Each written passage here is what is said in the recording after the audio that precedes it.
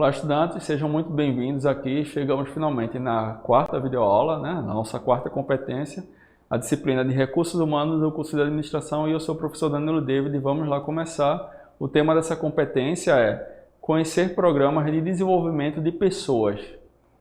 E aqui a gente faz esse início com retenção por meio do desenvolvimento. Então, se você tem acompanhado aí o e-book, se você viu a última videoaula e ouviu o último podcast, você sabe que a gente termina falando sobre a importância de você reter pessoas, de você manter os talentos. E a gente vai começar agora explicando algumas formas disso, justamente por meio do desenvolvimento das pessoas. Aí a gente tem duas abordagens aqui principais, que são a tradicional e a moderna, que elas são muito parecidas com o que diz a teoria X e a teoria Y de McGregor, que é o seguinte: na abordagem tradicional, que é uma abordagem mais, vamos dizer assim, antiquada, porque ela é daqueles tempos do Fordismo e tal. Tem até aquele filme do Charles Chaplin, que é o Tempos Modernos, que é ele lá trabalhando numa esteira mecânica, e o gestor ele simplesmente começa a aumentar a velocidade e os profissionais que se virem para trabalhar. E aí, por que é que tem esse conceito? Naquela época se acreditava que as pessoas elas simplesmente não queriam trabalhar, elas iam trabalhar simplesmente porque precisavam do dinheiro, elas eram obrigadas, enfim. Talvez até pelas condições da época isso tivesse um quê de realidade, só que com o avanço da tecnologia, a melhora na qualidade de vida, as leis e tudo mais, as pessoas passaram a se importar muito mais com o trabalho e se sentir melhores. O trabalho é basicamente ali uma continuidade da sua vida pessoal, né? Não é algo à parte. E aí, como se achava que as pessoas não gostavam de trabalhar e tudo mais, eram sempre, os gestores eles eram muito impositivos, eles simplesmente não discutiam nada com os profissionais, simplesmente eles apareciam um dia e diziam: olha, a ordem agora é essa, vocês produziram 80 ontem, hoje vai ser 160, e que eles se virem para produzir. E hoje em dia, com essa abordagem moderna, que é mais parecida com a teoria Y, é basicamente a mesma coisa, tá? A gente só dá ali quando fala da teoria X e Y, a gente está dando ali o início da literatura que o McGregor desenvolveu com relação a isso. Essa teoria Y, a abordagem moderna, ela trata de uma forma mais democrática, mais participativa, onde os profissionais da empresa eles são reconhecidos de fato como as pessoas que são o capital humano, né? Eles são a engrenagem que move a empresa. Então, eles são chamados a participar de algumas decisões, às vezes a maioria das decisões, claro, aquelas que não são da alta cúpula da empresa, mas com relação ao desenvolvimento do trabalho em si.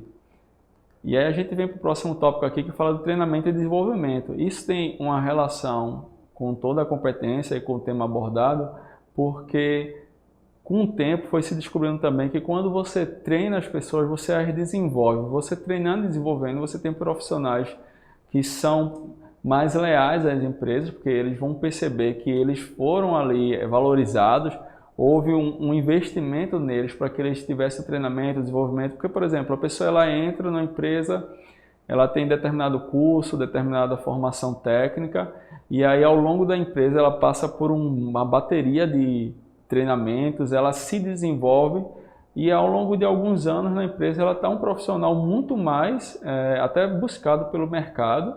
E se a empresa ela investe ainda nesse profissional na questão do salarial, da remuneração, essa pessoa ela vai se sentir melhor ali naquele local, né?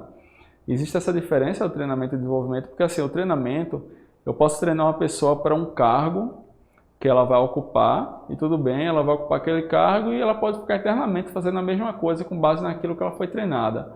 Mas o mundo ele está sempre se movendo, está sempre mudando, né? Por conta da globalização, as tecnologias. Então as pessoas precisam se desenvolver para que elas desenvolvam a sua forma de trabalhar, elas otimizem isso, possam fazer com cada vez mais qualidade e a empresa ela possa ter um retorno melhor, né?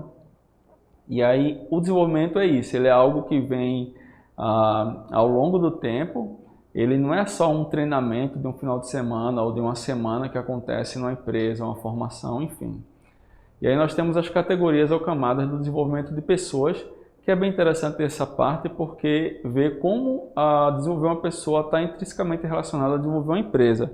Vocês vão ver aí no e-book que tem uma imagem que é dividida em 3 camadas, que temos o desenvolvimento organizacional, o desenvolvimento de pessoal e o treinamento de pessoal. E um está inserido no outro, né? O treinamento está inserido no desenvolvimento de pessoal, o desenvolvimento de pessoal no desenvolvimento organizacional, porque um vai gerar o outro, estão todos ali intrinsecamente relacionados. Quando você treina o seu profissional, não nem 2 nem 3 vezes, mas você treina ele constantemente, você está desenvolvendo ele. Quando você desenvolve os seus profissionais, você desenvolve a empresa. A empresa ela não fica estagnada no mercado, né? Então tem essa questão das camadas ou categorias, dependendo da literatura, esse termo vai estar diferente. Então a gente resolveu abordar as 2 formas no e-book. E aqui, partindo para o próximo tópico, a gente tem a questão da avaliação de desempenho. E por que avaliação de desempenho? Porque depois que você treina e desenvolve aquela pessoa, é importante você saber o quanto ela absorveu daquele treinamento e o quanto ela desenvolveu-se. Porque se ela não se desenvolveu, tem algum problema, ou com ela ou com a empresa. Aí você vai mensurar com relação aos outros profissionais, o quanto eles se desenvolveram ou não. Às vezes a pessoa não se desenvolve, não é porque é má vontade dela. Às vezes a pessoa ela é neuroatípica, ela tem algum tipo de transtorno global de desenvolvimento, por exemplo. Às vezes a pessoa, naquele período daqueles treinamentos, ela esteve passando por um momento difícil, às vezes um divórcio, a morte de um parente, uma doença, coisas desse tipo. Tudo isso tem que ser analisado por vocês, enquanto profissionais na empresa, para que vocês possam ser justos e éticos com o profissional que está ali sendo avaliado, né? Até porque vocês também vão passar por isso. É uma via de mão dupla. E aí a gente tem a questão do foco da avaliação de desempenho. O que é esse foco da avaliação de desempenho? Quem vai avaliar, como vai avaliar, onde, quando, por quanto tempo vai ser essa avaliação. Então, tem essa questão no foco de como vai ocorrer essa avaliação de desempenho. Geralmente as empresas hoje em dia, elas costumam fazer uma avaliação de desempenho única no ano, só que isso não é mais algo tão recomendado, porque pode ser que naquele período específico que ocorreu aquela avaliação, tenha ocorrido alguma coisa muito boa, muito ruim, e isso vai certamente influenciar a capacidade da pessoa ali de avaliar os seus colegas, uns aos outros e até a si próprio. Então é interessante que se façam várias avaliações ao longo do ano, para que você possa tirar uma média daquilo ali ao término de todas elas, né? E aí nós temos a questão da avaliação baseada no cargo versus competências. E aqui a gente retoma um assunto visto lá na 3ª videoaula, também na 3ª competência do e-book, que era aquela questão de descrição do cargo, ou então do perfil do candidato, como é que você vai fazer essa seleção. Aqui você vai ver se vai avaliar a pessoa pelo cargo dela, pelo o que o cargo exige, a forma como ela trabalhou no cargo, ou pelas competências. Porque uma coisa, apesar de estar relacionada com a outra, são diferentes. Uma pessoa ela pode ter ido bem no seu cargo e tudo mais, só que você vê que as competências dela não se desenvolveram. E às vezes o treinamento é para melhorar o cargo, para otimizar ali a função dela, como ela desenvolve aquilo, e outras vezes é para desenvolver algumas outras competências que às vezes nem estão relacionadas ao cargo, como por exemplo o relacionamento interpessoal na empresa que aquele profissional tem.